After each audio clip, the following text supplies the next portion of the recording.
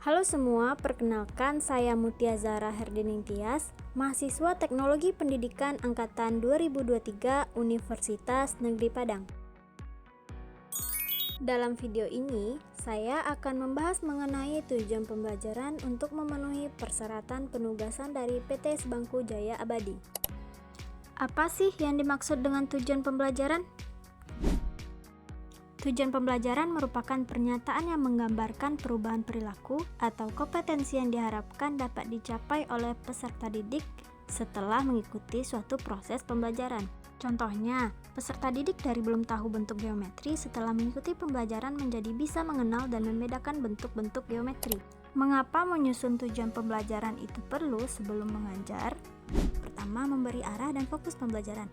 Maksudnya, tujuan yang jelas membantu guru dan peserta didik memahami capaian yang ingin diraih, sehingga proses pembelajaran menjadi lebih terarah, sistematis, dan efektif.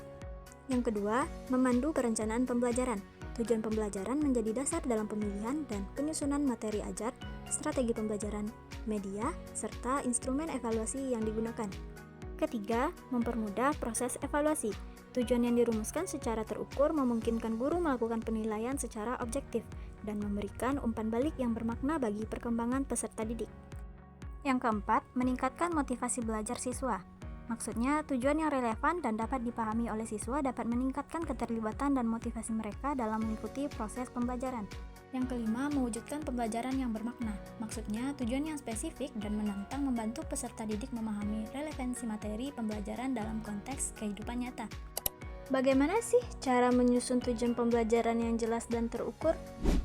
Salah satu pendekatan yang efektif dalam merumuskan tujuan pembelajaran adalah pendekatan SMART yang mencakup 5 kriteria utama. Yang pertama, spesifik. Artinya, tujuan harus dirumuskan secara jelas dan terfokus, menggambarkan secara tepat kompetensi yang diharapkan. Yang kedua, terukur atau measurable. Artinya, tujuan harus dapat diukur dengan indikator yang jelas agar pencapaian dapat dievaluasi dengan jelas.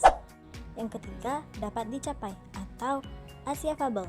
Tujuan harus realistis dan dapat dicapai oleh peserta didik sesuai dengan tingkat perkembangannya dan ketersediaan sumber belajar yang ada. Yang keempat, relevan. Artinya, tujuan harus relevan dengan materi pembelajaran, kebutuhan peserta didik, dan tujuan pendidikan yang lebih luas.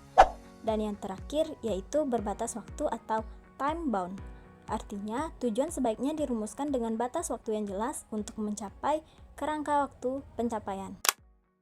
Nah, hanya itu yang dapat saya sampaikan. Sekian, terima kasih.